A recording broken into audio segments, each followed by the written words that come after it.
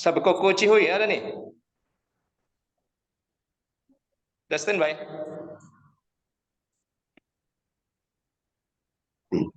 Belum ada ya? Yang siapa nih yang hadir nih? Pak Dian, Pak Dian.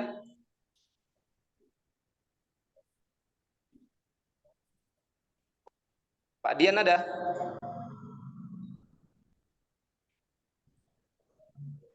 Belum ada juga. Kalau begitu, ini ada Pak Saim lah. Pak Saim ya.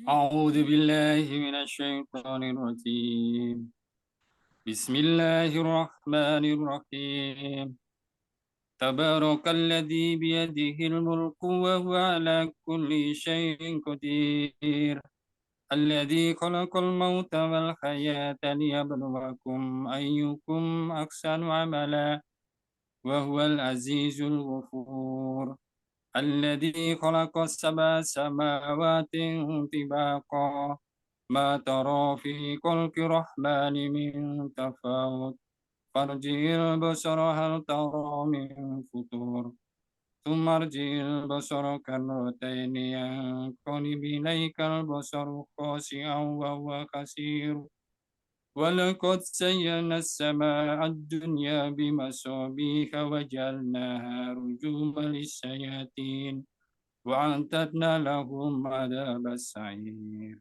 صدق الله العظيم.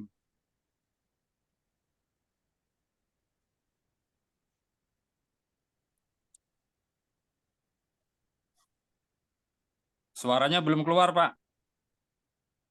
Ya, untuk selanjutnya langsung saja kita serahkan forum kepada Coach Ardi. Tafadhol Coach.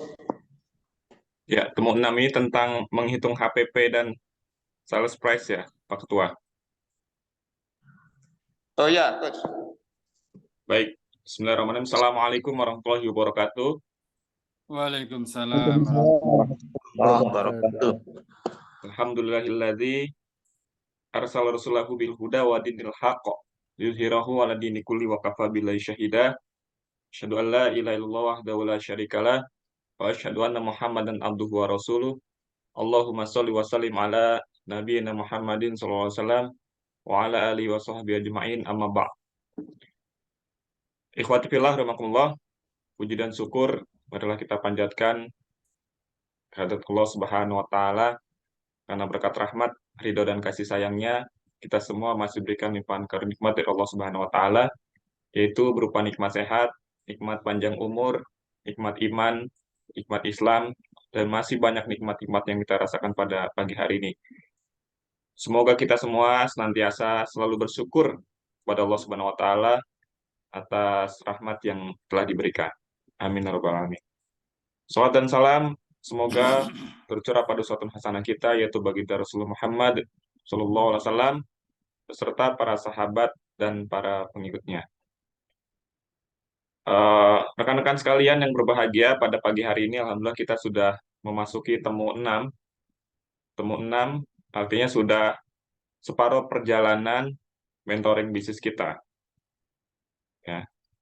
Nah, yang terpenting adalah pada saat kita mentoring ini adalah bagaimana kita bisa menjaga semangat, ya, bisa menjaga motivasi kita sebagai seorang pengusaha agar kerja-kerja kita ya untuk mensukseskan bisnis kita dan juga untuk dalam rangka mensukseskan dakwah ini juga ya. Ya, saya lihat pemilu masih 136 hari lagi. Mudah-mudahan teman-teman semua di sini bisa berperan dalam memenangkan agenda dakwah ya sesuai dengan titipan amanah Munas ya, DPP PKS. Rekan-rekan sekalian, pada pagi hari ini kita akan membahas tentang menghitung HPP ya atau sales price. Ya. Nah, materi ini sebetulnya penting ya bagi kita sebagai seorang pengusaha. Ya, karena banyak di antara kita ya, sebagai seorang pengusaha itu kadang kita lupa untuk menghitung berapa sih HPP dari produk yang kita produksi. Ya, ini terutama bagi teman-teman yang produksi ya. Kalau teman-teman yang marketing ya sekedar tinggal memasarkan produk, itu sebetulnya gampang ya, karena HPP-nya sudah terlihat berapa harga belanja, terus kemudian tinggal ditambahkan sekian persen profit, itu langsung bisa terjual ya. Nah, namun di sini ketika teman-teman memproduksi, itu kan kita belum mengetahui berapa jumlah HPP yang akan kita tentukan ya. Nah, terkadang gini teman-teman, ada eh, murid saya, murid mentoring saya, itu omsetnya besar gitu, omsetnya 100 juta per bulan.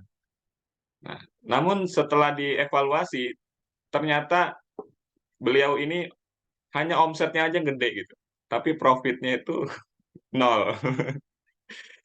Ya, karena apa? Biaya operasional tuh sampai 99 juta gitu. Akhirnya kerja bakti satu selama 1 bulan tuh atau selama 1 tahun tuh kerja bakti. Padahal omsetnya gede gitu, 100 juta. Dan ternyata eh, faktor penyebabnya adalah itu salah menentukan HPP. Ya.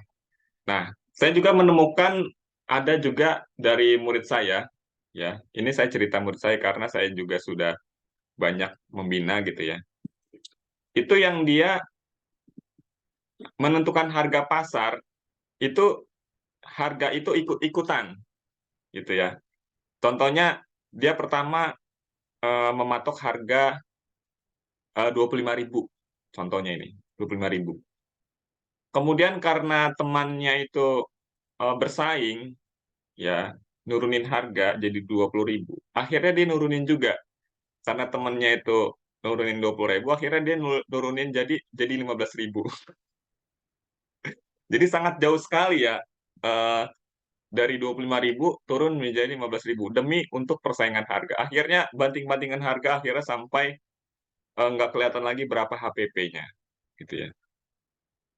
Nah, hal-hal seperti ini yang harus kita jaga sebetulnya ketika kita menentukan harga gitu ya. Jadi harga itu bukan dari melihat dari berapa orang jualnya gitu kan, tapi bagaimana kita bisa menghitung dari aspek-aspek produksi. Ya, mulai dari bahan baku, kemudian mulai dari proses proses pengerjaannya apakah dilakukan dengan cepat atau tidak. Nah, tadi pagi saya melihat postingan orang ya di Facebook, katanya kalau kalau mau murah ya, kalau mau murah itu belum tentu bagus dan belum tentu cepat, ya, ya kan? Eh, Kalau dia mau mahal, ya itu kalau mahal itu udah pasti bagus dan pasti cepat, nah gitu ya. Jadi gitu. Jadi harga itu kalau kalau barang itu bagus pasti mahal, ya enggak? Kalau jadi nggak bisa eh, barangnya bagus tapi murah, itu nggak bisa. Tapi waktu saya belajar di Malang gitu ya bersama ayahanda coach Dr. Fahmi, justru di situ kita bagaimana bisa menciptakan barang yang murah tapi bagus. Nah, itu yang harus kita ciptakan seperti itu. Murah, bagus gitu, berkualitas. Nah, itu bagaimana? Itu namanya bebas tirani of or ya. Salah satu apa namanya? eh Apa ya ibaratnya ya? Kalau mantra ya, 5 mantra ya, Pak Emir. Dalam 5 mantra itu ada bebas tirani of or. Jadi kita nggak boleh eh, bagus, mahal, murah, jelek gitu ya. Tapi bagaimana kita bisa bagus, murah. Nah, itu yang di luar luar logika gitu ya. Nah, bagaimana kita bisa seperti itu. Nah, tapi secara umum kadang-kadang nggak bisa. Kita mau barang yang bagus tapi murah. Karena apa? Yang bagus itu sudah pasti mahal. Kemudian yang yang murah itu pasti nggak bagus. Maka daripada kita tebak-tebakan ini mahal apa murah, apa bagus, apa jelek atau standar, nah itu kita nggak bisa seperti itu dalam menentukan harga. Nah, mari kita pada pagi hari ini kita tentukan berapa HPP yang akan kita tetapkan pada produk-produk kita. Ya, waktu beberapa pekan yang lalu ya, kalau nggak salah sepekan yang lalu kan kita pernah ngobrol nih masalah sarung tangannya Pak Saim ya. Nah, Pak Saim menjual sekitar berapa Pak? 18.000 ya, Pak Saim? 20.000 Tat. Oh, 20.000. Ya, 20.000. Itu kan menurut eh, orang kantornya, marketnya Pak Saim itu murah gitu ya. Murah karena di situ ada yang menaruhkan sampai 25.000 gitu kan. Nah, tapi begitu Pak Emir tahu gitu kan kemarin, lah itu eh, perasaan yang jual 12.000 ada gitu ya Pak. Ya Pak Emir ya kemarin ya. Lah itu kok sampai sampai 20.000 gitu. Itu Apakah mah nggak yang ada majun Tat. kompetitor? Hah? Iya, iya, produk itulah pokoknya yang diobrolin kemarin itu. Lap majun Produk, itu. iya, produk yang diobrolkan Iya. kemarin itu eh, menurut marketnya Pak Saim murah, tapi menurut marketnya Pak Emir itu mahal. Maksudnya eh, harganya itu nggak standar seperti itu. Nah, akan tetapi di situ laku gitu ya. Kan yang penting bagi Pak Saim kan laku ya. Ya mau harga berapa, yang penting laku. Yang penting eh, transaksi gitu ya. Nah, maka dari itu daripada kita nanti eh, tebak-tebakan harganya sekian, lebih baik kita kembali lagi kepada berapa sih sebetulnya HPP yang bisa kita jual gitu terhadap barang tersebut. Nah, makanya pada pagi hari ini saya akan membahas tentang harga pokok penjualan. Kira-kira bisa dipahami ya, rekan-rekan semua ya. Sebentar dulu, saya mau ganti sinyal dulu. Sebentar. Silakan teman-teman yang ada ingin komentar tentang HPP gitu ya. Sebelum saya menjelaskan tentang HPP itu sendiri ya. Sambil saya nyari nyari sinyalnya dulu sebentar. Hidupin hotspot. Silakan teman-teman. Ada yang ingin Masalah berkomentar? ya, Ada yang masalah harga ingin nih Tat berkomentar? ya. Iya, masalah harga. Ya, Sambil saya ganti saya kan sinyal dulu ya. Nah, itu bikin kerudung itu ya, kerudung jilbab gitu ya. mm, Itu kalau saya jual 35.000 aja itu susah. mm, Padahal kerudung dengan kualitas dan bahan yang sama dijual, saya jual ke butik gitu. Butik yang jual itu bisa 100.000 itu. Sedangkan nah, saya iya. jual 35.000 aja nggak laku gitu. Nah, Mm. itu contoh, makanya saya juga apa psikologi pasar itu gitu. Jadi HPP itu kayaknya perumus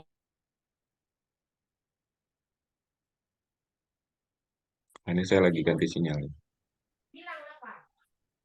ya yang saya bikin tuh dengan kualitas dan barang yang sama, saya jual 35.000 aja itu susah. Sedangkan di mereka butik itu jualnya 100.000 itu. Mm. Dia laku gitu. Iya. Itu contoh harga itu. Iya, iya. Ya, baik. Itu nanti ada di hubungannya dengan positioning itu nanti. Segmenting, targeting, positioning itu, Pak. Oh iya. Makanya nanti kalau beda market, beda beda harga sebetulnya. Karena kalau marketnya salah, ya itu nanti mereka malah nggak beli 35.000 di tempat yang kayak butik itu dirasa kayaknya murah gitu ya. Nggak percaya gitu 35.000. Nah, justru kalau seandainya di pasar yang harganya 35.000 justru ditawar jadi 25.000. Biasanya seperti itu. Itu nanti ada di materi segmenting, targeting, positioning, STP. Ya. Baik, kita lanjutkan ya. Saya ingin mencoba mengambil contoh kasus aja ya Pak ya, Karenanya dikit, tentang ya, eh, ya gimana Pak ini Emir? HPP ini harga pokok produksi apa harga pokok penjualan? Ya, sebenarnya hampir sama ya, harga pokok penjualan, harga pokok produksi. Jadi nanti harga pokok penjualan itu nanti kita hitung berdasarkan eh, biaya-biaya produksi, gitu Pak, biaya-biaya produksi dan tenaga kerja. Nah, seperti itu. Makanya nanti akan saya bahas HPP itu maksudnya belum harga sebelum dijual, Pak. harga modal gitu. Harga modal, HPP itu harga modal. Berapa sih modalnya gitu? Contohnya kerudung, berapa sih modalnya kerudung itu? Atau keripik, keripik berapa modalnya satu bungkus? Nah, tapi kalau kita mau jual lagi, itu nanti yang ditambahkan profit lagi, Pak. Gitu. Artinya kita ngitung HPP itu ngitung eh, harga dasar ya, Pak. Gitu. Harga dasar ya, bukan harga jual. Kalau sudah nyampe di reseller ataupun distributor itu bukan seperti itu. Maksudnya harga yang keluar dari si produsen. Seperti itu. Berarti Saya lebih coba ke harga oret-oret nih. pokok produksi ya? Iya, harga pokok produksi. Oke, ya. Cuman kan singkatan HPP itu kebanyakan harga pokok penjualan ya, bukan harga pokok produksi. Karena kalau harga pokok produksi nanti jatuhnya eh, tenaga kerja takutnya nggak dihitung gitu ya pengertiannya. Nah, coba saya ingin mencoba ini dulu, apa namanya, coret-coret ya. Contoh kasus ya, contoh kasus. Kelihatan Pak ya, papannya ya, kelihatan ya. Nah, kita ingin contohnya membuat, enaknya siapa ya, produknya siapa ya. Di sini ada yang produknya ini nggak? Eh, yang produksi siapa di sini? Maksudnya kita langsung contoh konkret dari kita gitu, jangan produk orang lain. Pak Saim kayaknya cocok ini. Pak Saim produksi kan? Pak Saim lagi kemana nih? Sekarang enggak nih, lagi produksi Enggak. saya cuman apa kadang jahit doang, jahit jahit majun ya boleh lah. Ah iya ya. Jahit majun saya beli bahan itu per kilo 3.000 gitu. Nah ya coba-coba. Kita macun itu apa sih Pak kepanjangannya? Lap lap lap Oh lap iya, buat pabrik atau itu. lap ya. Ya lap. Ke baca nggak tulisannya? Atau kurang dekat ya?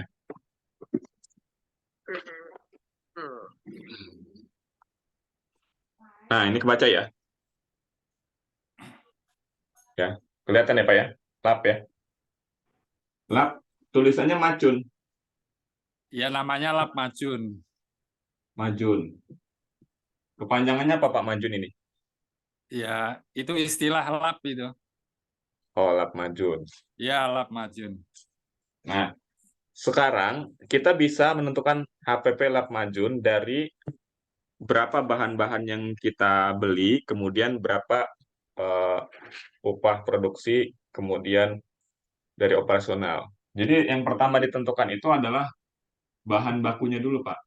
Ya, Jadi gini, tapi sebelum kita menentukan berapa bahan baku segala macam, itu kita tentukan dulu kita mau produksi itu Bapak biasa produksi sekali berapa kilo, Pak? Bahan itu. 500 biasanya. 500 apa? Kilo. 500 kilo. 500 kilo dapatnya berapa pieces? Oh ya, di kilo lagi saat itu.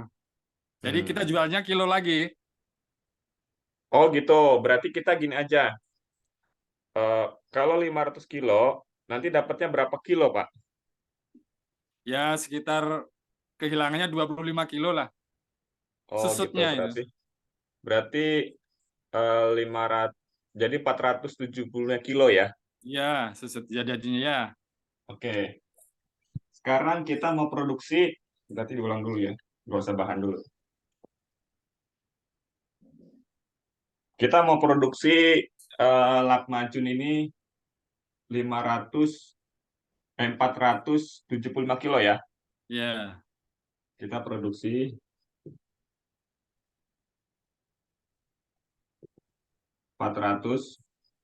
475 kilo ya. Ya, ini kita mau tentukan 475 kilo kita produksi. Nah, kemudian 475 kilo ini membutuhkan bahan berapa kilo, Pak? Tadi 500 kilo ya. 500 kilo ya. Kilo. Nah, kemudian bahannya cuma ini aja apa ada bahan-bahan lain lagi tambahan? Ada benang, benang buat jahit. Oh ya, benang. Benangnya berapa, Pak, kira-kira?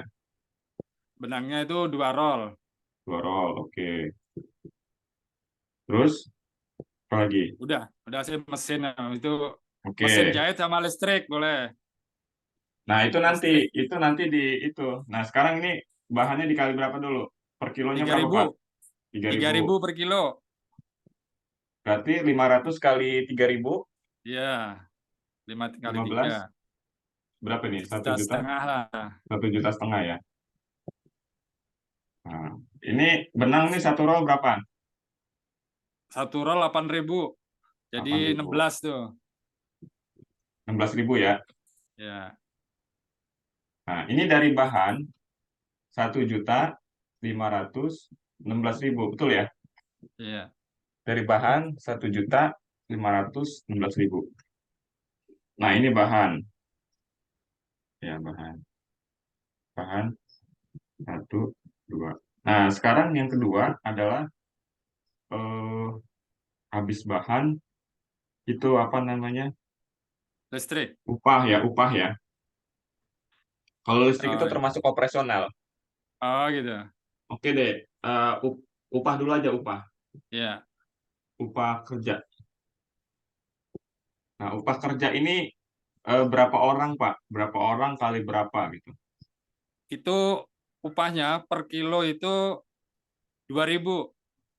Oh, berarti upahnya gini, 500 dikali 2.000 ya? Iya. Nah, berarti berapa ini? Yang 475 Tat, yang 475 itu.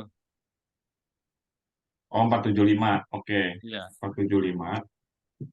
475 kali 2.000 berapa? iya. 475 kali 2.000. Kalkulator.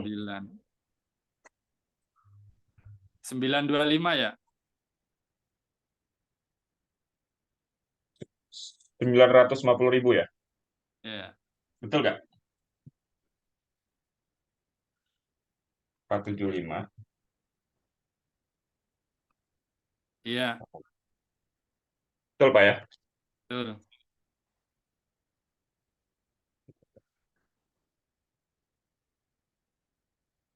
475 dikali 2.000.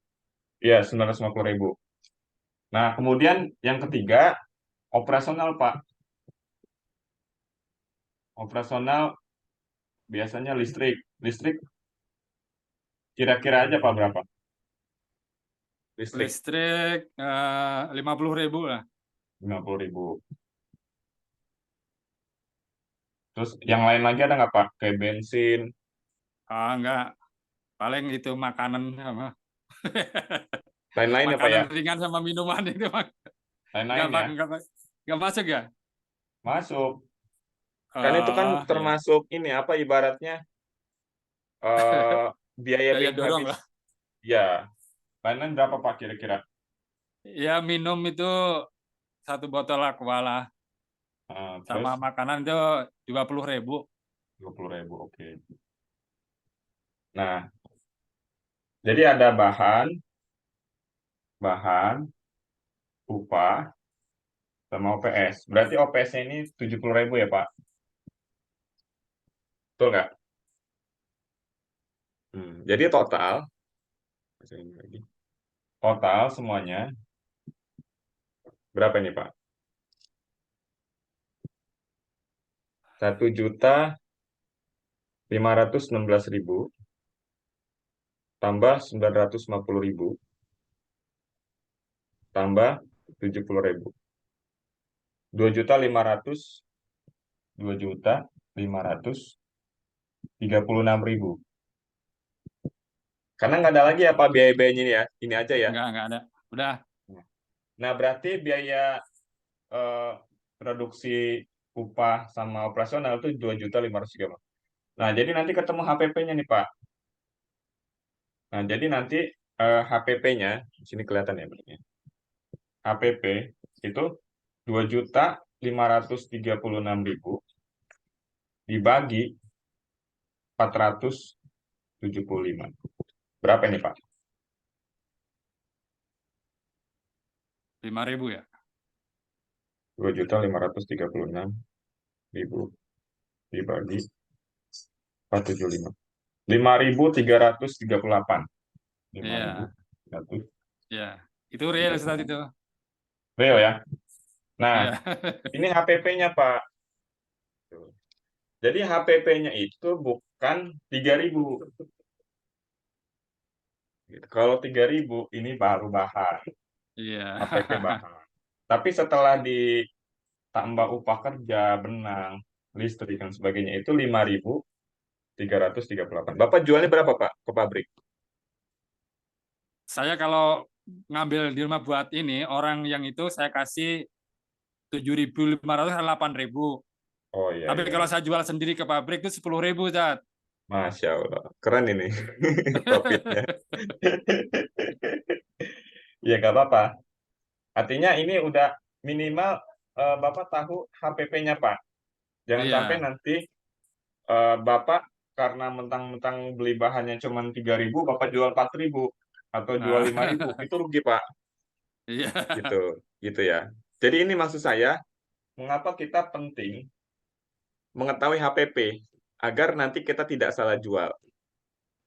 Gitu. Nyambung ya, teman-teman ya semuanya ya. Nah, ini cara logikanya menghitung HPP. Oke. Sampai sini ada pertanyaan, Pak Emir, Pak Dian, Pak Setio, Pak Hendrik, Pak Bambang, Pak Sadek. Ya benar, itu selama ini saya pahami sebagai harga pokok produksi ya PP itu.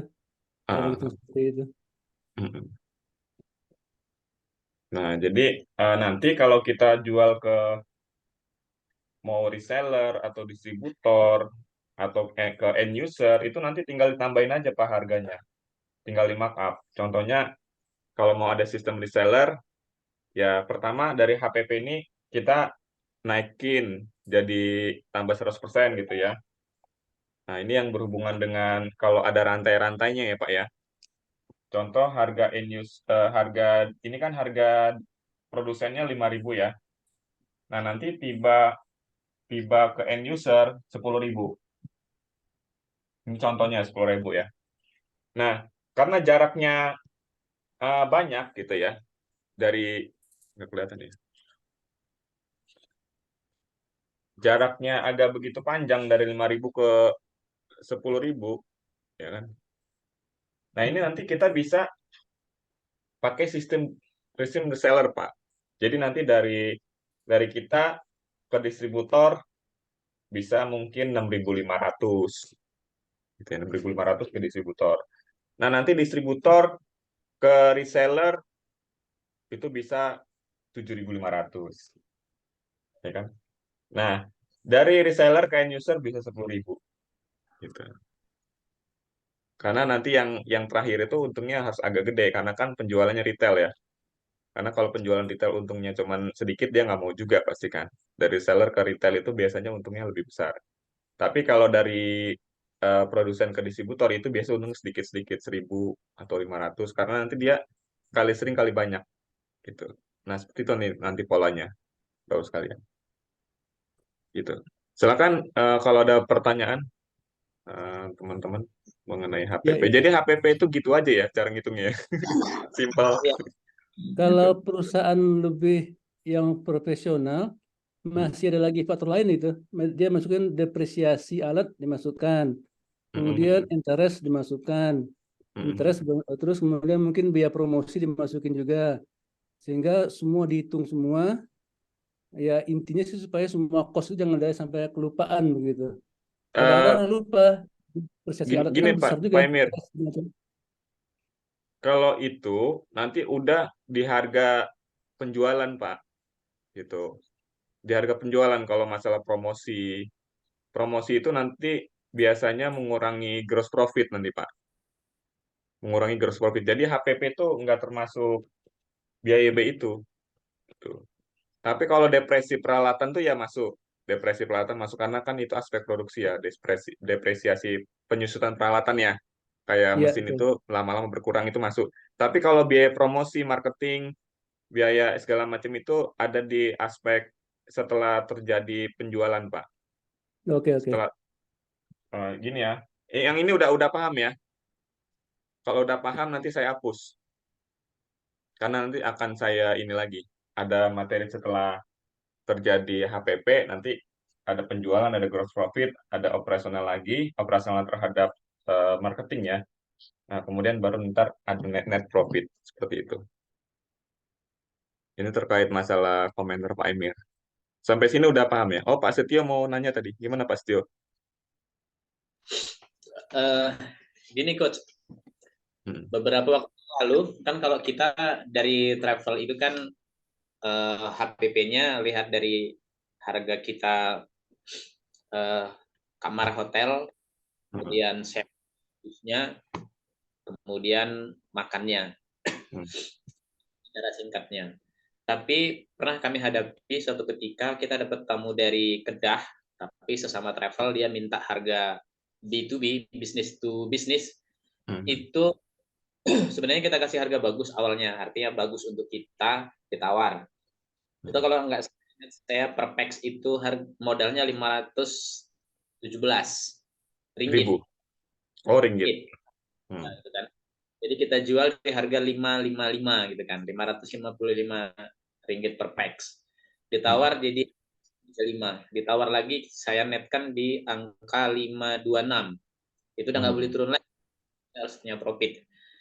Jadi nego alot dia minta 515, berarti kan saya rugi 2 dolar, 2 ringgit.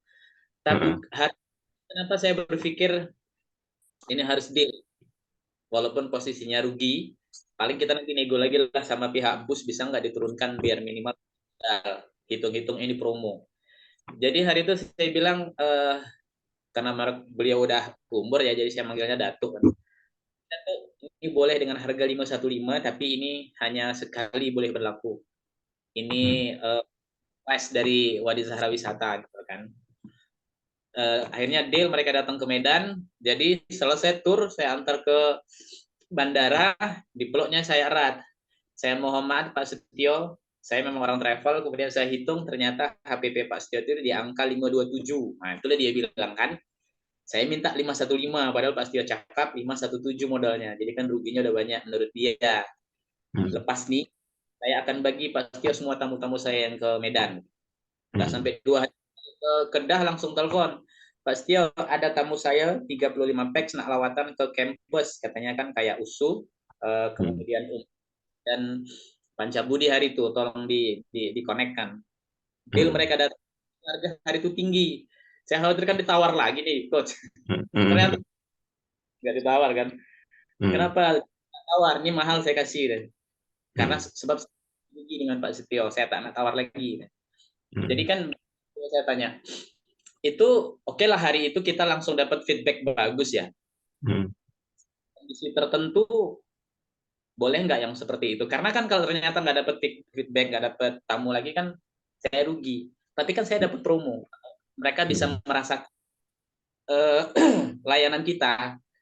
Ini saya berani ambil itu ketika saya lihat Uber. Uber itu dulu ketika promo pertama dia nggak ngasih promo di mana-mana gitu kan. Tapi langsung orang yang naik hari itu gratis.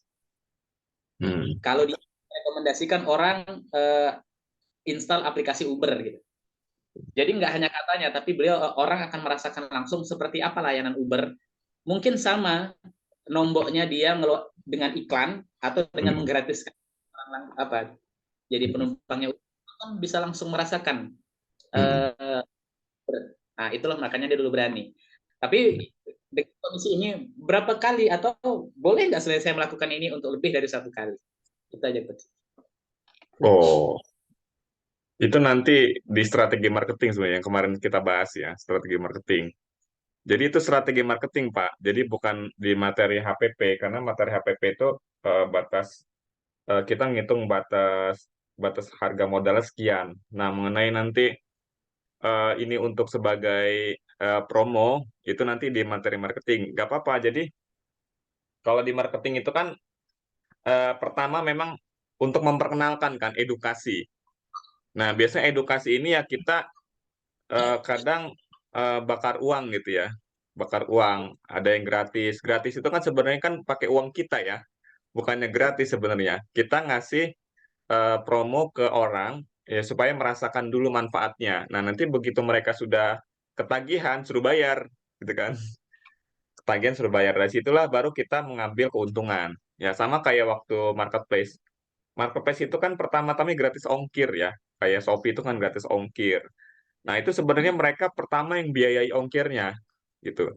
Tapi nanti setelah berjalan ternyata ongkir ini nggak hilang-hilang, tetap gratis ongkir kan sampai sekarang kan. Nah, itu ternyata dibebankan oleh seller atau si penjual online tersebut gitu. Artinya tapi yang kedua ini si pihak marketplace-nya nggak rugi, dia malah dapat untung. Untungnya banyak banget. Jadi dia sekarang udah nggak bayar gratis ongkir karena sudah dibebankan oleh si penjual. Kemudian juga yang kedua dia dapat dapat cuan dari si seller yang bayar iklan. Nah, seperti itu. Nah, jadi itu strategi marketingnya Pak Setio. Gak masalah kalau untuk tahap awal itu sekedar untuk perkenalan, biasanya memang kita rugi dulu ya. Rugi yang direncanakan itu namanya. Kadang orang rugi yang tidak direncanakan kan ada. Ini yang rugi yang direncanakan. Tapi untuk bagaimana dia bisa tertarik dulu kan. Nah, ketika sudah tertarik, baru kita kasih harga normal. Nah, seperti itu. Ya, Cuman siap, kalau siap. rugi terus ya nanti kapan dapat untungnya gitu kan. Gitu. Kadang ada juga yang baru buka restoran ya, kayak ayam geprek gitu ya. Pak Dian kan pernah tuh buka ayam geprek ya. Itu kan biasa awal-awal kita ini dulu ya Pak ya, eh, 30 orang pertama makan gratis gitu kan. Nah itu artinya untuk merasakan ininya, apa nih sensasi rasanya gitu. Ada teman saya juga yang baru grand opening roti, ya buka outlet roti pinggir jalan, itu gratis eh, 1.000 roti. Nah, 1.000 roti buat yang kayak supir angkot, pokoknya yang lewat-lewat lalang di depan tokonya dia tuh gratis sampai 1.000 roti dia ininya apa namanya bakar uangnya. Tapi nanti begitu normal ya orang sudah pada tahu ya nanti harganya harga normal. Nah seperti itu. Nanti paling sekali-sekali aja di diskon kalau lagi ada tanggal merah atau lagi ada eh, hari miladnya perusahaannya atau sebagainya. Seperti itu pasti. Itu nanti di materi itu yang kemarin udah lewat ya strategi marketing itu pasti ya Ya, gitu. siap, Pak. Syukran. Silakan yang lain Pak Dian mungkin Pak. Saya mungkin coach ya. Ya silakan Pak Dian ambil minum. Kalau di kami itu kan ambil barang ya, semua semua item itu wajib dari PBF namanya, Pedagang Besar Farmasi. Mm-mm. Eh,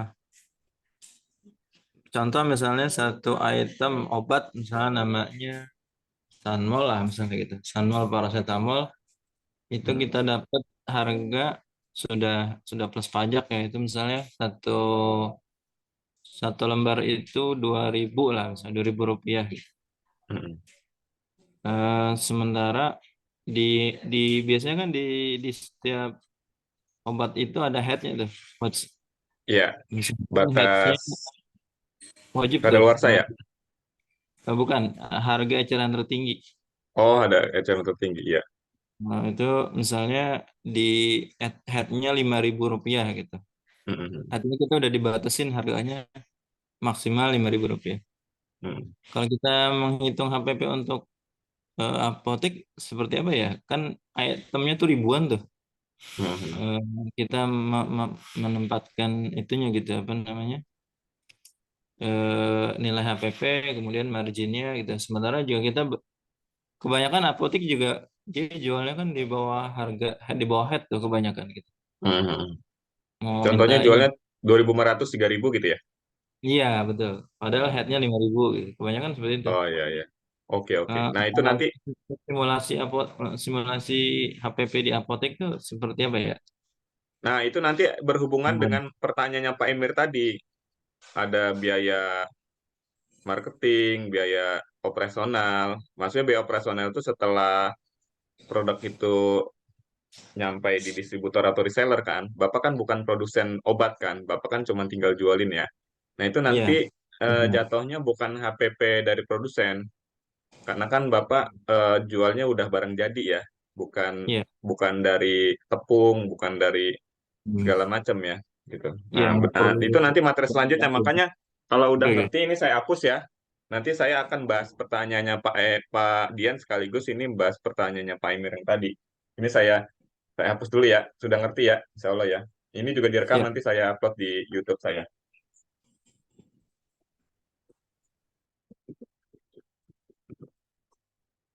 Nah, langkah selanjutnya kalau kita sudah mengetahui HPP ya. Nah, jadi nanti ada chartnya lagi di sini, ibaratnya di sini ya. Ini sudah menjadi HPP. Ya, bahasanya HPP ya. HPP. Ya. Harga pokok produksi atau harga pokok penjualan. Harga pokok penjualan. Harga pokok penjualan ini maksudnya modal. Ya, di sini modal. Di sini modal. Ya kan? Pak Dian? Ya, biar ini pertanyaan Pak Dian juga sebenarnya. Nah, jadi pada saat Pak Dian atau Pak Emir tadi bertanya, itu sudah sampai sini, Pak. HPP atau modal. Jadi dia nggak produksi lagi. Nah, kemudian selanjutnya, HPP ini lalu kita jualkan. Di sini sales. Ya, Pak. Sales. Sales bahasanya itu penjualan.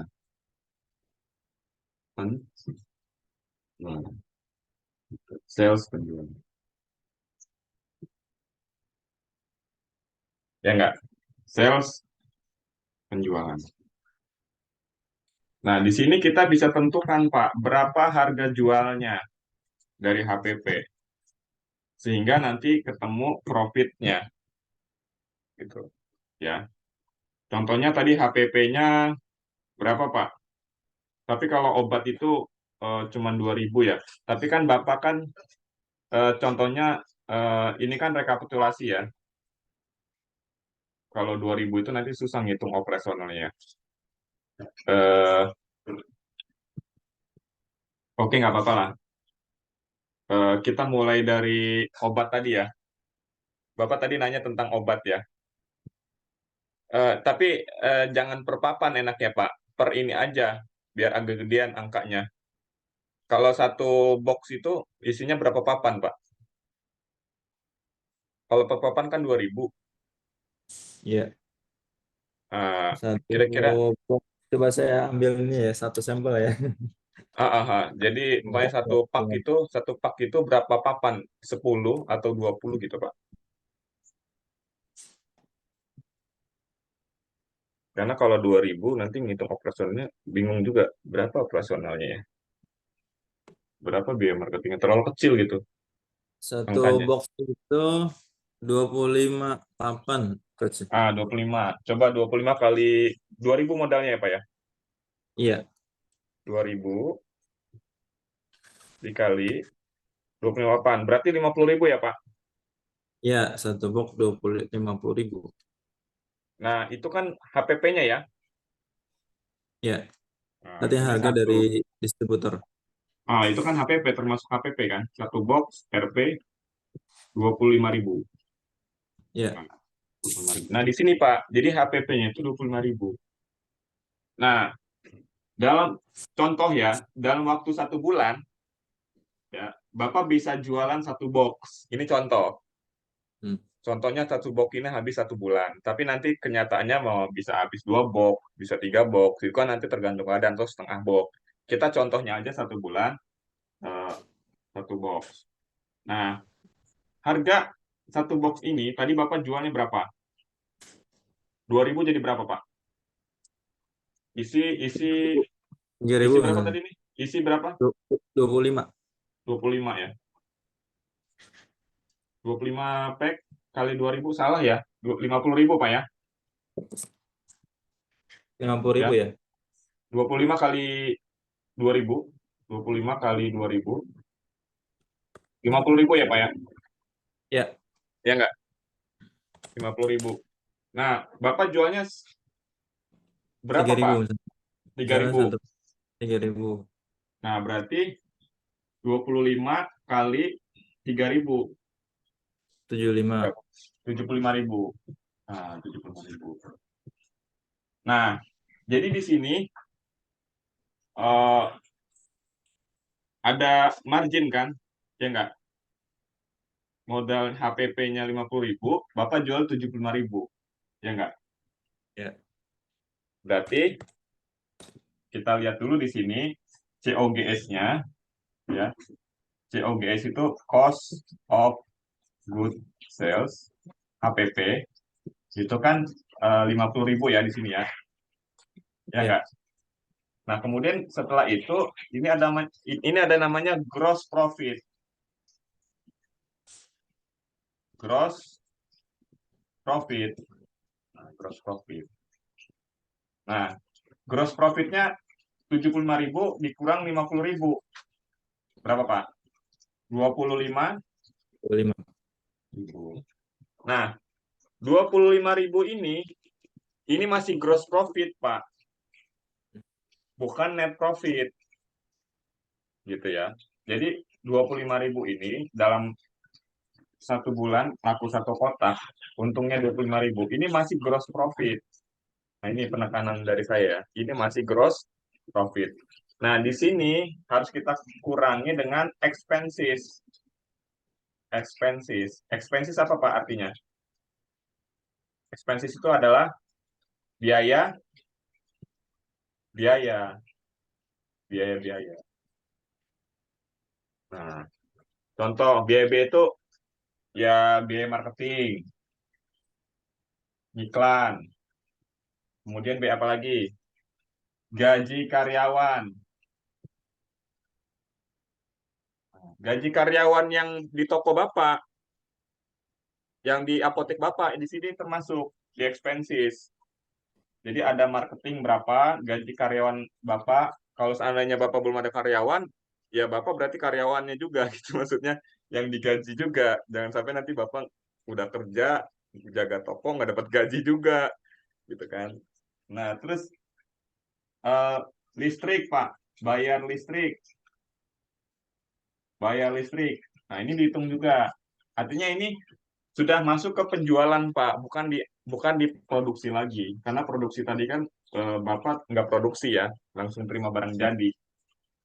Nah, kemudian di sini ada lagi biaya OPS. OPS itu ya contohnya kalau Bapak ada retribusi toko, retribusi itu kayak uang salar itu, Pak. Umpamanya ada iuran bulanan apa gitu. Biasanya kalau di toko itu ada semacam itu. Nah, ini kita hitung, Pak, dalam eh, ketika satu box ini laku. Tapi kan kita jualannya eh, nggak nggak cuman ini doang kan. Kita jualannya banyak Ya, ya, ada obat-obat yang lain. itu bisa Nah, itu ribuan nanti item. sebetulnya ntar dijumlahin. Nah, kira-kira dari obat ini Hmm. aja, expenses-nya berapa? Eh, kalau kita hitung skalanya, ya mungkin sekitar sekitar 5.000 lah ya. Kalau diglobalkan yang lain gitu, maksudnya kalau dari selain barang ini loh, Pak. Hmm. Nanti ada juga yang dari obat lain laku gitu. Kan kalau biaya marketing ini kan nggak hanya cuman marketingin obat ini aja kan, pasti obat lain juga. Terus Ya. gaji karyawan juga dia nggak cuman jualan jualan Sunmol doang kan, pasti ada jualan yang lain juga. Taruhlah ini persentasenya aja, kira-kira 5.000 ya Pak. Paham nggak di sini 5.000-nya dari mana? Ini secara global Pak. Setelah kita bagi dari keuntungan produk yang lain juga gitu. Nah, obat ini bebannya expense-nya 5.000. Tuh, nah, jadi di sini 25.000 dikurangin biaya-biaya, akhirnya timbul yang namanya net profit. Net profit. Jadi net profitnya berapa? Tinggal ada 20.000. Gitu. Nah, setelah mendapatkan net profit 20.000, ya, ini bisa juga kita larikan lagi ke aset kita, ke aset untuk kita belanja lagi gitu Pak. Jadi bisa jadi barang lagi ke aset. Ini namanya aset sih sebenarnya. Aset aset atau bisa juga namanya itu inventory ya, inventory. Jadi dari keuntungan ini Bapak bisa nambah barang lagi, bisa beli sunmol yang lebih banyak lagi untuk dijual, diputarkan kembali. Nah, biasanya ada dua cara sih orang net profit ini bisa larikan ke barang semua, ada juga dibagi dua, Pak. Dibagi dua. Sama aja, yang kedua ini adalah laba ditahan. Laba ditahan. Artinya untuk ditabung, Pak. Laba ditahan ini untuk ditabung. Nah, kadang orang dari keuntungan ini separoh, kan ini dapatnya 20.000 ya. 10.000 lagi masuk ke inventory, dibelanjain lagi sunmol, supaya barangnya lebih banyak lagi, stok barang lebih banyak lagi. Yang 10.000 lagi ditabung. 10.000 ini untuk pengembangan usaha. Contohnya, kalau ntar mau beli apa gitu, mau beli aset yang lain itu ada di sini. Namanya laba ditahan, tabungan. Gitu. Ada yang, atau bisa juga dipakai buat apalah gitu. Tapi sudah terlihat gitu, artinya nggak dipakai semua 20.000 banyak ini, tapi yang dipakai cuman separohnya dari net profit ini. Seperti itu, Pak. Nah, maksud saya yang pertanyaannya Pak Emir tadi, itu biaya marketing itu masuknya ke sini, Pak Emir. Masuknya ke biaya setelah terjadi penjualan Oke, paham. dari profit ini. Ya. Gitu ya. Cuman nanya dikit itu, apa bedanya HPP dengan COGS? Iya, sama, Pak. Ini sama. Tadi saya cuma mengulang aja. Ini sama. Sama. Oke, iya. Kasih Ini sama. Sedikit Coach, itu kalau tadi laba ditahan itu sebetulnya kalau kita sisihkan sebaiknya berapa persen Coach? 10% kabarnya atau berapa persen? Ada juga yang 50%, ada yang 30, ada yang 10. Jadi tergantung kita aja, tergantung ownernya. Kita mau nabung berapa nih dari profit? Contohnya profitnya dalam sebulan 10 juta. Ini contoh ya, profit 10 juta. Ya udah, 5 juta kita tabung, 5 juta lagi kita belikan ke aset untuk menambah modal gitu. Kalau seandainya di musik mungkin untuk menambah alat gitu ya, atau menambah bangunan gitu ya, menambah Kalau apa gitu dari situ. Kalau di jasa, karena di jasa itu kan biasanya kita nggak beli barang ya, nggak beli inventory, tapi fasilitas kan, gitu. Atau ini untuk biaya lain lah. laba ditahan itu misalnya kita buat untuk membuat konten baru misalnya untuk karya baru gitu. Itu bisa ya? Ya, laba ditahan ini maksudnya untuk tabungan, Pak. Jadi separuh dari net profit kita tabung, nah separuhnya lagi buat kita gunakan buat bisnis lagi gitu. Tapi nanti kalau diperlukan, laba ditahan ini bisa kita pakai. Artinya uang bebas, free cash yang bisa kita gunakan kapan saja. Karena kalau sudah masuk ke bisnis lagi uangnya itu kan nggak bisa kita kutak-atik lagi kan. Artinya kita nggak boleh ganggu uang bisnis kan. Karena kalau uang bisnis diganggu, bakalan acak-acakan kan perusahaan kita. Betul nggak, teman-teman? Karena kan teorinya kita harus bisa memisahkan antara uang pribadi dengan uang usaha. Ya. Kita harus memisahkan nih antara kotak bisnis ya enggak, sama kotak pribadi. Supaya apa? Supaya nanti uang bisnis ini ketahuan gitu loh. Berapa sih profitnya gitu. Tapi kalau uang pribadi dicampur dengan uang usaha itu bingung, nanti kita sebetulnya profitnya berapa sih gitu. Kadang kalau dicampur itu kita nggak tahu nih, tiba-tiba nanti orang rumah minta buat dapur gitu kan, ambil lagi gitu 100.000. Tiba-tiba anak sekolah minta bayaran SPP, ambil lagi 1 juta gitu kan. Ya lama-lama tergerus. Jadi kita nggak tahu nih sebetulnya usaha ini selama setahun ini profit apa enggak sih, nggak bakalan kebaca karena kan setiap hari uang kita ambil. Bahkan kalau seandainya profitnya nggak cukup juga, biasanya kemakan modal ya. Modal kita bisa habis untuk biaya hari-hari. Gitu, Pak. ceritanya. Makanya perlu kita pisah antara uang pribadi dengan uang bisnis. Mungkin bagi kita yang belum disiplin, ya sudah pernah merasakan, kok saya usaha udah lama kok gini-gini aja gitu ya, kok nggak nambah-nambah aset, kok kayaknya nggak gede-gede usaha saya gitu. Karena bocor, Pak. Bocor. Jadi pada saat dia sudah laku nih, laris barangnya, tiba-tiba expenses-nya ini meledak. Contoh, di sini gross profit-nya 25.000 gitu ya. Udah ketahuan nih 25.000. Nah, nanti expenses-nya ini juga sama, jadi 25.000 juga. Akhirnya nggak ada net profit-nya lagi kan? Betul nggak? Akhirnya nggak ada net profit-nya lagi, akhirnya ya uang hasilnya nggak kelihatan, akhirnya aset juga nggak membesar gitu. Modal kita segitu-gitu aja akhirnya, nggak gede-gede amat karena di sini bocor. Jadi gross profit-nya 25.000 itu langsung makan semua. Oh, ini untung 25.000, ya udah kamu pakailah buat kebutuhan sehari-hari gitu kan. Kita ngomong sama istri nih untung 25.000, padahal kan harus ada yang ditabung gitu loh. Harus ada yang dikeluarkan untuk bayar karyawan, harus ada yang dikeluarkan buat bayar listrik, buat operasional gitu ya. Tapi kita pakai ya akhirnya yang namanya boncos itu tadi. Nggak dapat apa-apa kita usaha gitu kan. Ya memang kita usaha itu kan untuk kita nikmati ya, bukan untuk kita persulit diri kita ya. Tapi kan minimal ada ini loh Pak, yang laba ditahan ini aja yang bisa kita pakai sebetulnya. Yang ini yang boleh dipakai sebetulnya, laba ditahan ini boleh dipakai. Separuh dari keuntungan, separuh dari net profit. Ini bisa kita nikmati. Tapi kalau yang separohnya sebaiknya kalau kata saya dimasukkan lagi ke aset, gitu, ke modal kita supaya nanti modal kita itu bisa menjadi banyak. Nah, beda lagi ceritanya teman-teman yang pakai modal orang lain, ya, pakai modal orang lain, investor ataupun bank. Ini kadang-kadang juga bocornya di sini, Pak. Bocornya di sini.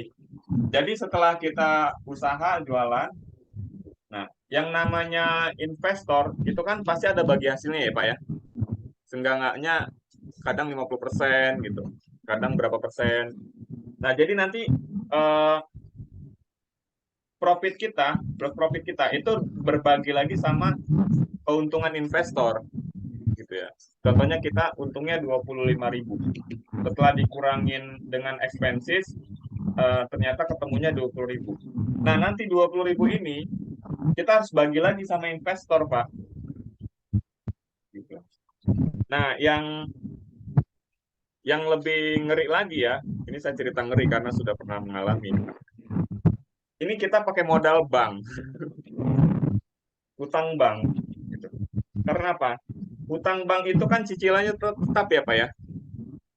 Pokoknya ada penjualan, nggak ada penjualan, cicilan harus dibayar, betul nggak Pak? Karena kalau nggak dibayar pasti disita atau apa gitu kan, atau kita dikasih bunga segala macam kan. Nah, kenapa usaha itu tidak membesar? Karena net profitnya ini sudah kemakan untuk bayar bunga bank atau bayar hutang bank. Akhirnya karena umpamanya penjualan itu nggak stabil ya, kadang naik kadang turun. Oke lah kalau pada saat ramai bisa kebayar gitu cicilannya. Tapi pada saat sepi, nah disinilah proses kebangkrutan gitu ya. Jadi pada saat jualannya sepi, nggak ada lagi putaran, sementara hutang itu harus dibayar, ya kan? Maka lama-lama kegerus, ya habis, akhirnya tutup perusahaannya. Makanya banyak perusahaan-perusahaan yang bangkrut pada saat COVID itu bukan karena dia nggak bisa bayar, kalau menurut saya, itu karena tidak ada penjualan. Tidak ada penjualan, makanya tidak tertimbul gross profit, akhirnya penjualan tetap ada, tapi mungkin santai, ya itulah nanti dari bukannya gross profit, malah nanti modal-modalnya itu buat bayar cicilan gitu ya. Buat bayar cicilan, buat bayar karyawan, akhirnya lama-lama bangkrut. Gitu. Makanya banyak perusahaan yang bangkrut ketika COVID kan, karena kemakan modal semua, habis gitu barangnya. Gitu ceritanya, bapak-bapak sekalian. Makanya kalau jadi pengusaha ini unik Pak ya. Kadang kita lagi rame uangnya banyak gitu. Pas kita lagi sepi ya kita juga kadang-kadang kesulitan gitu. Beda sama kalau kita masih jadi karyawan. Kalau karyawan kan eh, ya ini Pak, mungkin Pak Dian udah pernah ngalamin ya, Pak Dian ya. Kalau kita lagi jadi karyawan mungkin walaupun kita nggak semangat tetap ada kan bulanannya kan. Tapi kalau kita jadi pengusaha, umpamanya perusahaan kita sedang ada badai, ya kita siap-siap bertahan gitu, siap-siap puasa gitu kan, siap-siap nggak punya uang, gitu. Siap-siap nggak bisa ngapa-ngapain. Gitu. Itulah lika-liku pengusaha ya. Gitu teman-teman.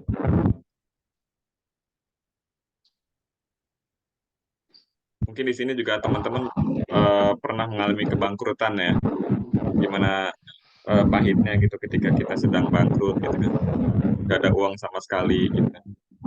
Mungkin bisa cerita lah, siapa ya yang mau cerita di sini? Ya, Coach. Jadi, Ya Coach, silakan, yang mau cerita. strateginya kayak mana supaya bisa komitmen? Ini kan masalahnya memang di net profit tadi gitu kan. Kita udah buat komitmen, terus juga masuk melanggar itu gitu kan. Udah berjanji bakal pakai uang bisnis lah gitu kan. Kalau kita sisihkan, bahkan kita siap merugikan sendiri gitu. Untuk menyisihkan lah, membedakan antara uang bisnis dan uang pribadi. Tapi memang kadang daya tarik untuk makainya itu terus manggil-manggil kita terus gitu. Karena pelan-pelan kepake itu gimana Coach? Ya terkadang itulah masalah kita ya, masalah kita itu suka tergoda gitu, ada omset gede gitu kan. Padahal kita belum ngitung tuh profitnya sebenarnya sekian, tapi kita sudah ngambil sekian. Nah itu sama aja sebetulnya mencuri di perusahaannya sendiri, Pak. Pak Hendrik. Itu kita mencuri di perusahaan kita sendiri. Gitu. Kita sebagai pencuri, cuman nggak ada yang marah gitu karena itu perusahaan kita sendiri kan. Gitu.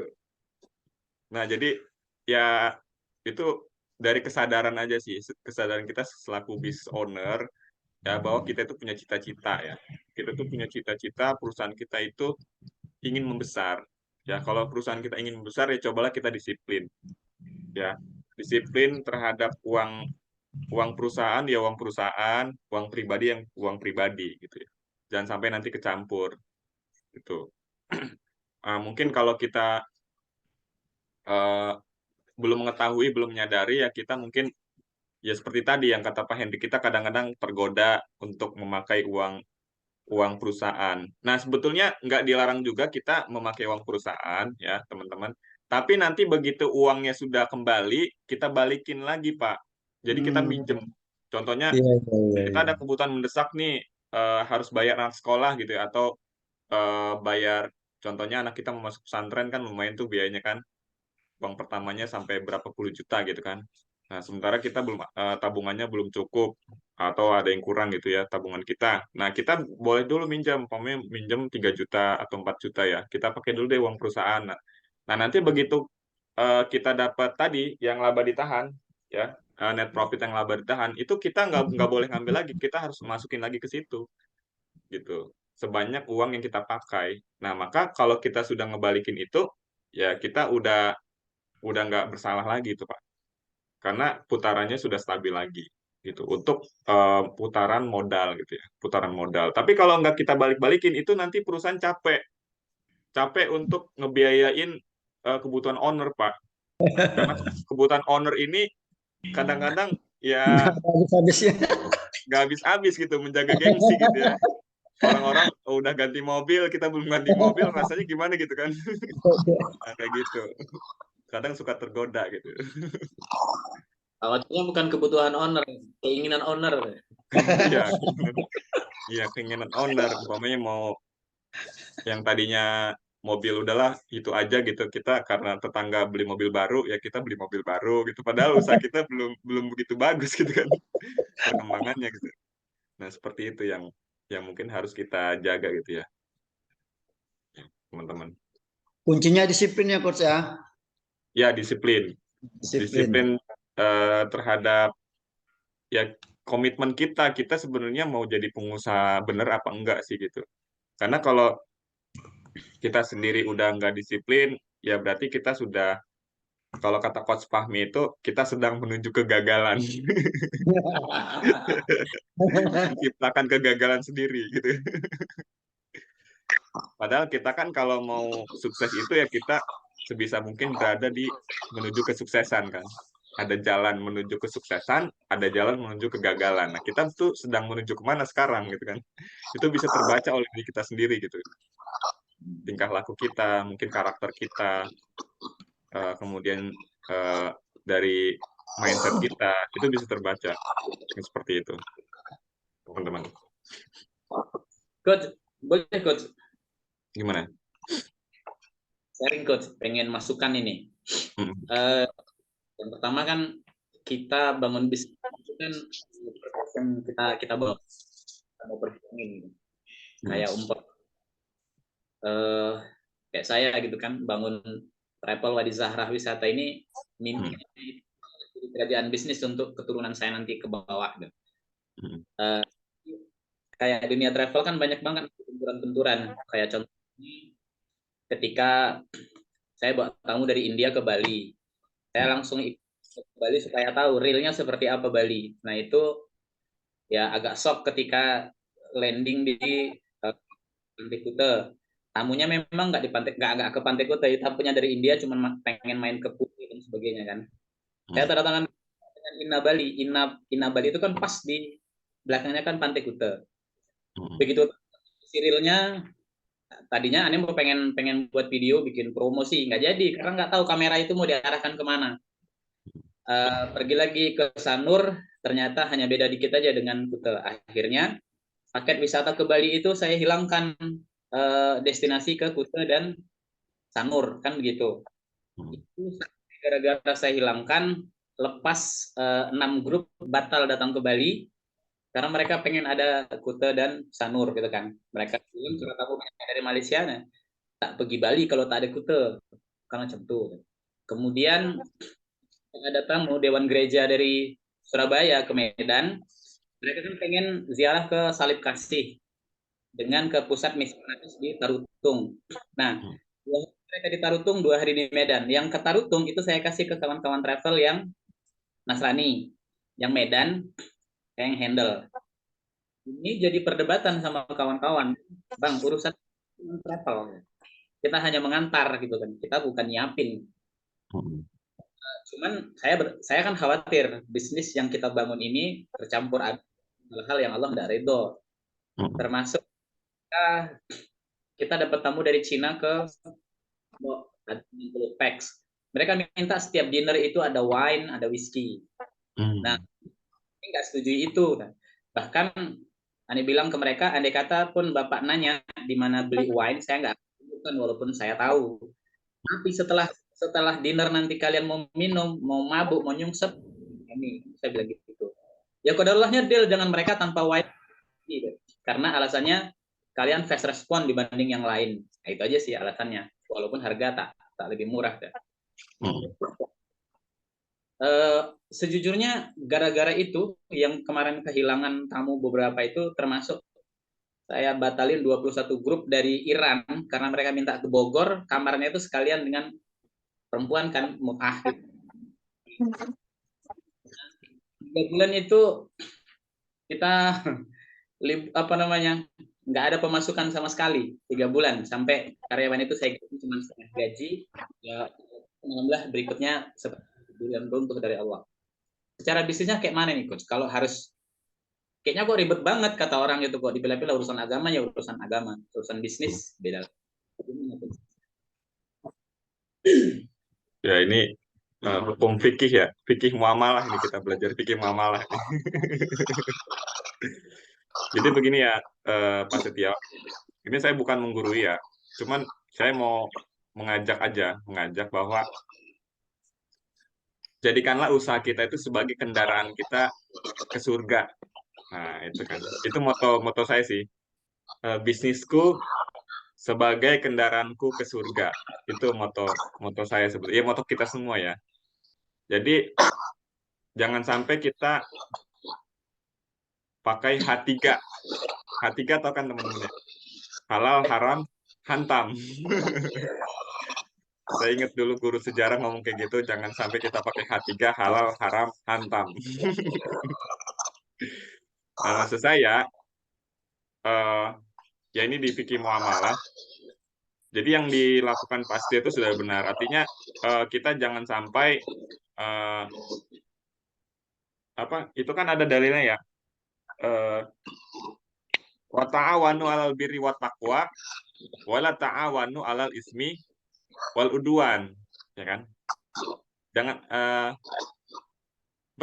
tolonglah kamu dalam kebaikan ya, ta'awanu wa ta'awanu 'alal birri wat taqwa dan takwa, wa la ta'awanu dan janganlah tolong menolong dalam alal ismi wal udwan, dalam keburukan.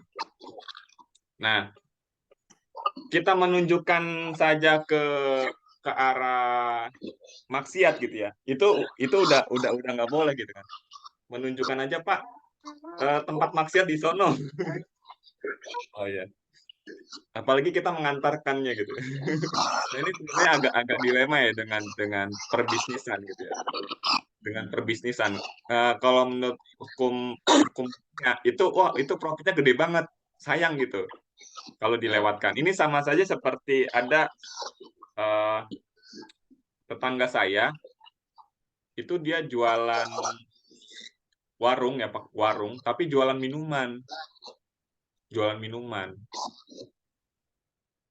Nah, itu sama saja seperti itu. Jadi dia sebenarnya nggak minum, tapi dia jualan minumannya. Nah, itu kan sama aja seperti tolong menolong dalam keburukan ya. Nah, seperti itu. Jadi ya udahlah, kita ya karena kita tahu hukum fikih muamalah, ya coba kita cari transaksi-transaksi yang lain aja lah, jangan yang seperti itu Pak. Insya Allah kalau rezeki itu sudah ada jalannya gitu. Bahkan ketika kita mengambil jalan keburukan tersebut, mungkin saat itu kita dapat, tapi di saat lain nanti Allah akan menutup pintu rezeki kita karena kita kan melakukan dosa ya, sama aja seperti itu ya. Itu sebetulnya yang menjelaskan adalah Ustadz nanti. Gitu. Tapi pendekatan seperti itu Pak Setio. Gitu. Pendekatannya itu wa ta'awanu 'alal birri wat taqwa wa la ta'awanu 'alal ismi wal 'udwan. Seperti itu pendekatannya.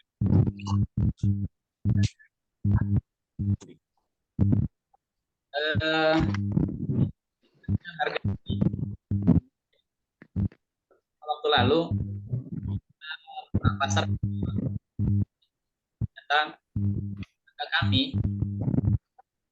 padahal itu saya hitung ulang ternyata biaya bus, biaya transfer itu baru sama dengan jadi akhirnya ya, sanggup bawa perang kawan aja lah, jadinya konsekuensi kita kan layanan beliau, kita perang harga mulai itu untuk selain kita kredibilitas tapi kan kita bahwa lain menurut Mohon maaf, suaranya teman-teman jelas nggak? Putus-putus. Oh iya, putus-putus Pak Setio, sama. Suaranya putus-putus. Nggak dengar Pak ya suaranya. Ya, suaranya tidak jelas Pak. Pak Setio. Putus-putus. perlu ketiga kartu kayaknya. Ini cuman jarak wifi. Masih putus-putus, Pak. Aduh, kalau ntar malah susah.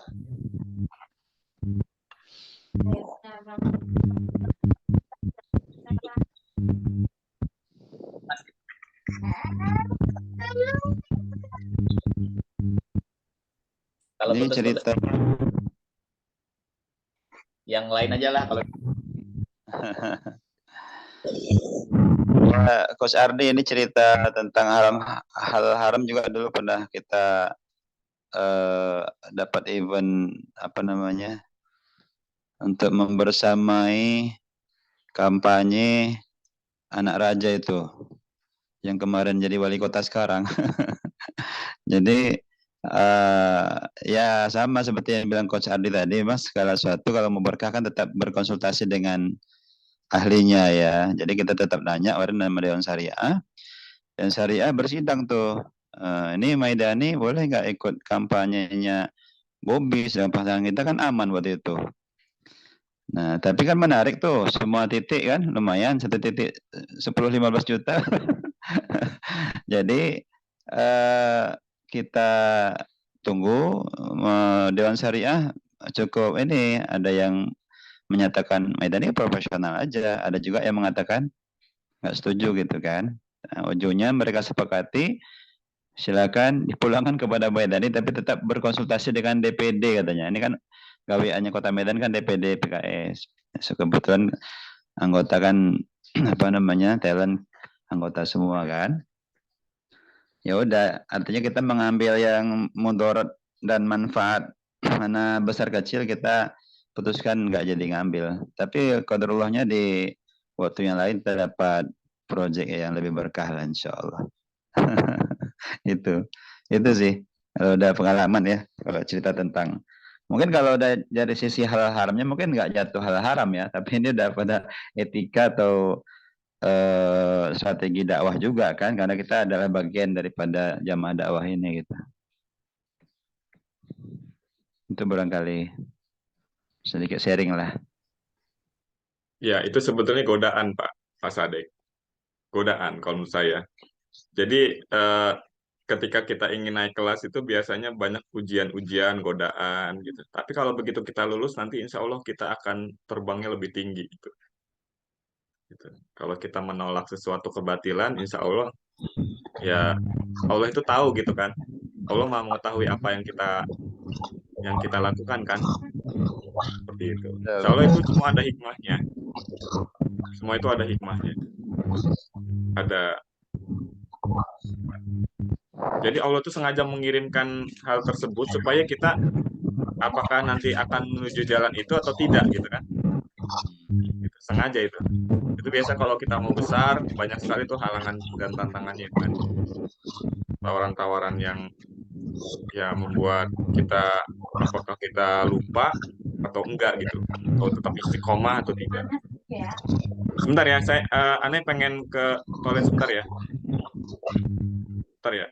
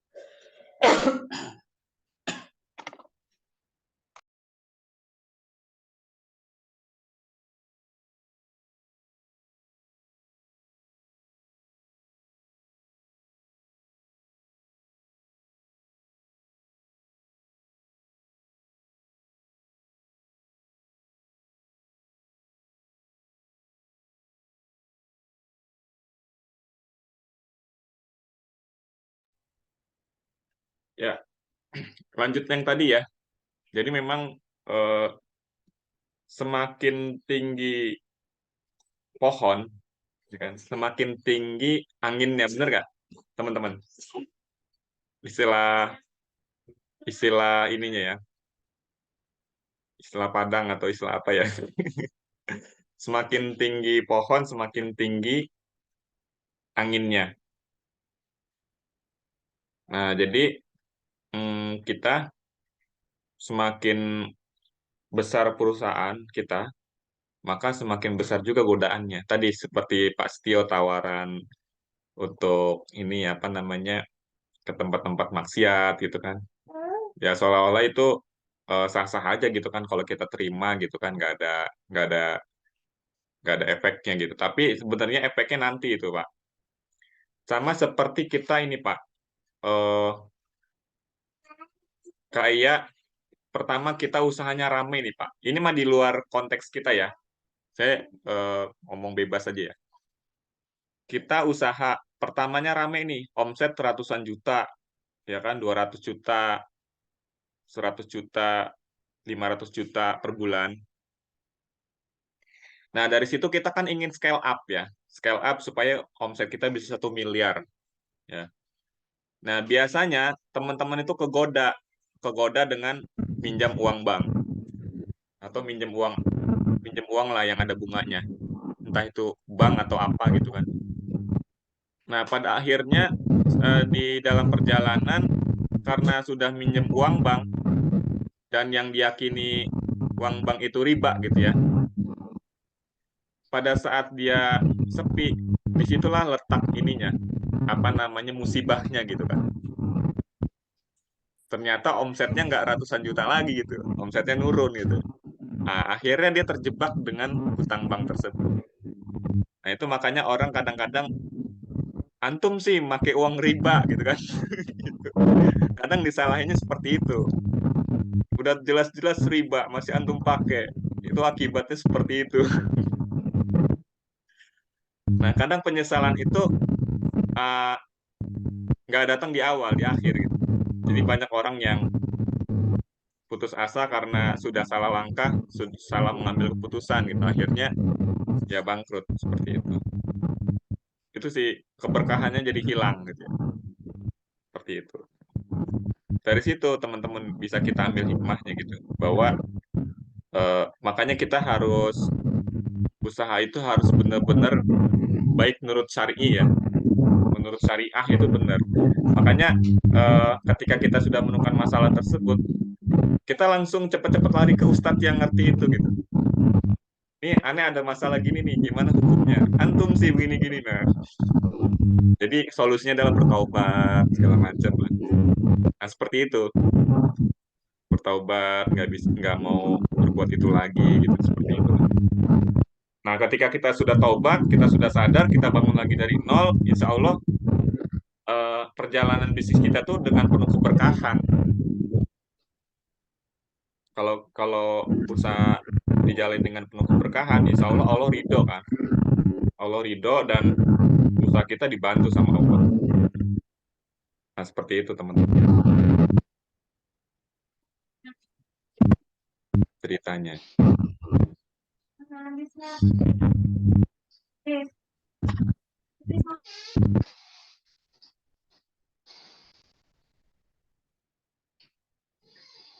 Dari Pak Ketua nih belum ada gimana Pak Ketua? Belum komen dari tadi. Ini tuh ada terkait dengan harga tadi, kita kembali ke harga tadi Coach ya. Nah ini kan misalnya tadi kan kalau kita HPP-nya 5.000 ya, atau Pak Saim tadi ya, kemudian dijual Pak Sadik saya mute dulu ya. Takutnya ada gangguan suara ini. Nah, ada. Ya, silakan, Pak Bambang. Ya, tadi misalnya kan tadi HPP-nya 5.000 ya, Pak Saim tadi ya. Kemudian dijual 7,5. Itu artinya kan keuntungan 50% ya. Ya, betul. 50% yang keuntungan. Jadi 7.500. nah ini bagaimana kita strategi untuk memberikan diskon ya. Karena kalau kita salah memberikan diskon misalnya, ini kan bisa berdampak terhadap kita menjual di harga di bawah HPP ternyata akhirnya gitu. Karena hitungan-hitungan kita itu 50%, ya bisa jadi kalau ketika kita diskon 7.500 nggak bisa kita memberikan 50%. Mungkin kalau 35% saja kita berikan, kita beranggapan sudah untung 15% kan begitu. Karena 35% kita. Tapi ternyata ketika dihitung nominalnya, ini 35% saja berarti kita menjual di bawah harga 5.000 gitu. Berarti udah rugi ya. Kalau kita buat dengan harga diskon seperti itu. Nah, strategi kita membuat diskon ini gimana, Coach, untuk agar kita terhindar dari kerugian ini, karena jangan sampai di image kita mendapatkan untung 50%, hanya kita memberikan 35%, kita mesti untung 15%, ternyata secara nominalnya kita mengalami kerugian karena kalau saya hitung tadi 35% itu sekitar 4.800 berapa gitu. Jadi di bawah HPP gitu. Nah, gimana kita membuat strategi buat harga diskon ini, Coach, agar kita terhindar dari menjual di bawah itu tadi harga HPP tadi. Nah, itu, Coach. Makanya gini ya, teman-teman, ketika menentukan harga, kita ini pengalaman saya juga sih. Kalau kita sudah menentukan harganya mepet, itu kita nggak akan bisa lagi ngasih diskon gede-gede gitu ya. Paling bisa 10% atau 5% atau 3%. Nah, saran saya, teman-teman, jangan takut untuk memberikan harga yang mahal. Artinya, modal 5.000, ya kan? Nah, Pak Saim bener itu. Jadi, Pak Saim itu jualnya kan tadi 10.000 ya. 10.000 tadi kan, ke end user 10.000. Nah, itu sudah betul, Pak Saim. Artinya dia sengaja ngambil untung 100%, supaya nanti kalau seandainya terjadi orang nawar ataupun diskon, itu masih aman, Pak. Diskon 20% gitu kan. 20% dari 10.000 jadi 2.000 kan. 20% kan. Untung 20% aja masih untung gitu kan. Ya enggak? 30% masih untung. 50%. Kalau 50% dari 10.000, 5.000. Nah, itu udah nggak dapat untung lagi. Nah, makanya saran saya, Pak Bambang, kalau kita produksi, jangan sampai ngambil untungnya tipis, Pak. Ngambil untungnya besar aja. Jadi supaya nanti kita, kalau umpamanya kita mau pakai sistem reseller, itu masih bisa diskon gitu.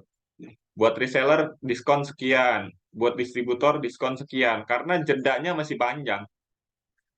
Maksudnya jarak antara HPP ke end user tuh masih panjang. Tapi kalau kita sudah menentukan 7.500, kita udah nggak bisa lagi pakai sistem itu. Karena kalau dipotong lagi buat reseller, buat distributor, udah habis untungnya. Gitu, Pak Bambang. Makanya kita beda. Kalau Pak Bambang kan bukan produsen ya, retail ya. Nah, retail itu jalurnya sudah langsung ke end user kan. Nah, kalau itu sih nggak masalah kita ngambil untungnya 50% ataupun 30% gitu. Tapi kalau dari produsen itu sebenarnya kita nggak boleh ngambil untung terlalu mepet, Pak. Penentuan harganya itu untuk ke end user. Jadi begitu, Pak Bambang. Wanti-wantinya seperti itu. Oke, Coach. Sudah bisa dipahami ya, teman-teman. Ini jam 11, Pak Dian mau jemput anak sekolah ya. Kita juga sampai jam 11 aja ya, Pak Ketua ya. Nah, mungkin ada di 7 menit terakhir, ada yang ingin diskussion yang lain, Pak Ketua, tentang mentoring kita tetap hari Senin ya. Kecuali ntar ada perubahan mendadak gitu dari saya. Gitu. Tapi saya usahakan Senin lah, insya Allah Senin kita usahakan mentoring gitu Senin. Jangan sampai nanti kita malah ngacak-ngacak gitu ya. Kemarin darurat aja.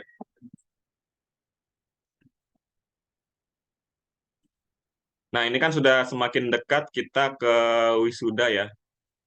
Kalau sudah pertemuan ke-6, berarti kan 6 pertemuan lagi, 6 pekan lagi ya. 6 pekan itu 6 kali 7, 42 hari lagi. 6 kali 7, 42 hari lagi. Nah, bisa juga nanti kita bahas-bahas tentang kita wisudanya di mana gitu kan. Gitu. Nanti ujiannya di mana gitu. Awak nebeng sama Pak Setio, orang travel. Apa kita mau di Bogor atau di Bandung atau di mana? Silakan diobrolin.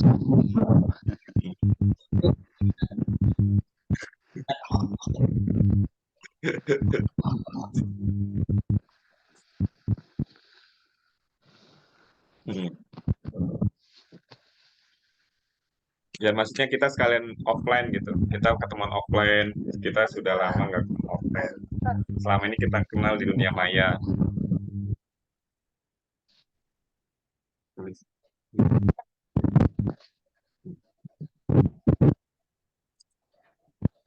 Pak Emir, ada masukan kita nanti wisudanya di mana, Pak? Di Medan boleh. Masya Allah. Oh, Pak Saim yang ngajak. Siap, Medan siap nyambut. Masya Allah. Iya, di Medan boleh. Iya. Kemarin saya kepikiran tuh, nanti kalau wisuda gimana ya? Nah, Kita Kalau saya jauh-jauh. malah nggak nyangka ada wisuda-wisudaan seperti itu. Karena kalau kita sih nyari ilmu ya, bukan nyari wisuda gitu. Iya. Jadi begini Pak Emir, kita tuh sebenarnya wisuda itu untuk bertemu offline ya. Maksudnya untuk kopdar lah, ibaratnya. Kopdar. Sekalian kita ngopi-ngopi bareng gitu maksudnya. Kan itu kan cuman sekali aja kan, terakhir aja maksud saya. Seperti nggak tiap hari kita ngumpul gitu. Cuman sehari aja Pak Emir. Sehari aja kita ketemu. Nanti saya sambil bawa sertifikat ya, sertifikat mentoring gitu kan. Kita sekalian bagi-bagi sertifikat, terus makan bareng gitu. Itu aja sih, Pak Emir. Gitu. Saya nggak nyangka aja. Setelah saya cuma nyari ilmu doang gitu. Nggak butuh sertifikat, nggak butuh ya sertifikat gitu. Mau nyari ilmu, dapat ilmu ya alhamdulillah gitu, sharing-sharing gitu. Tahu dengan Yes. kolaborasi. Ya gimana, Pak Tio?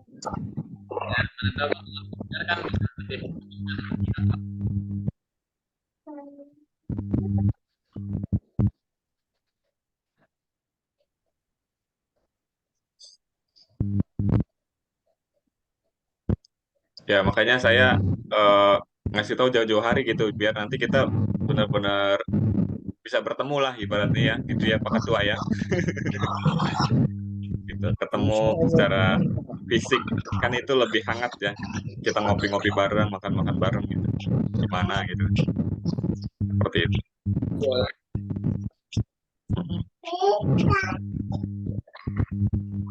Ke Bali. Ke Bali. So, berarti kalau ke Bali kita harus nabung dari sekarang ini. Untuk biayanya kan. Gimana Pak Sadek? Balik gimana Pak? Balik aja, balik aja. Bali, Pak. Sumut ada juga Bali, Coach. Di mana ada Bali? Di Sumut ada Bali juga. Oh, di Sumut ada Bali. Bali G namanya. Bali G. Kalau tempat wisata yang paling enak di mana, Pak Bambang? Di Medan. Ya, kalau yang terkenal ya Danau Toba atau Danau Toba Bali. itu ya. Bali G itu banyak daerah wisata. Oh. Ya, ya nanti dirembukan aja ya Pak Ketua ya. Kita maksud saya kalau bisa kita ketemu lah minimal sekali pada satu wisuda itu gitu, maksud saya gitu. Kalau nanti memang di luar itu mau ketemuan lagi ya nggak masalah gitu. Penting kita ketemu aja udah. Kita saling bisa berjabat tangan, bisa cerita-cerita, curhat segala macam kan. Lebih enak kalau kita ketemu langsung gitu. Itu Pak Ketua mas saya. Ya, kita serahkan aja nih sama ahli travel ini. Ada ahli travel kan? Oh iya ada ahli travel.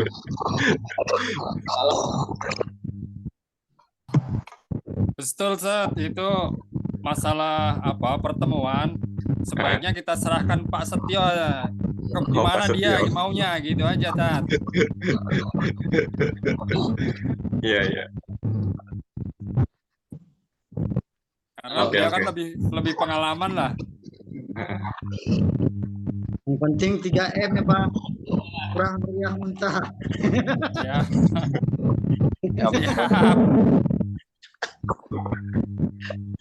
murah meriah mantap. Oh iya. Murah meriah mantap. Ayo kasih harga terus.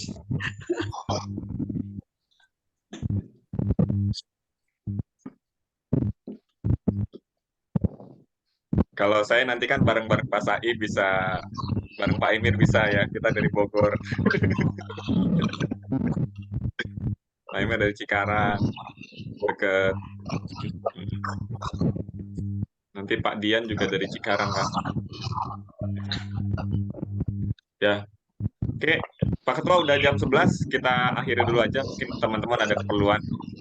Ya, baik. Alhamdulillah pertemuan kita hari ini sudah jam 11, kita sudahi saja dan insya Allah nanti apa yang diwacanakan tadi bisa kita bicarakan di grup saja. Mana mungkin nanti ada saran-saran nanti dari ahli travel ya, Pak Setio bisa mengusulkan lokasi yang mantap ya. 3M ya pesannya tadi. 3M. Murah meriah mantap. Mantap ya. Ya, Tem, itu saja kita tutup pertemuan kita ini dengan baca hamdalah. Alhamdulillah. Majelis.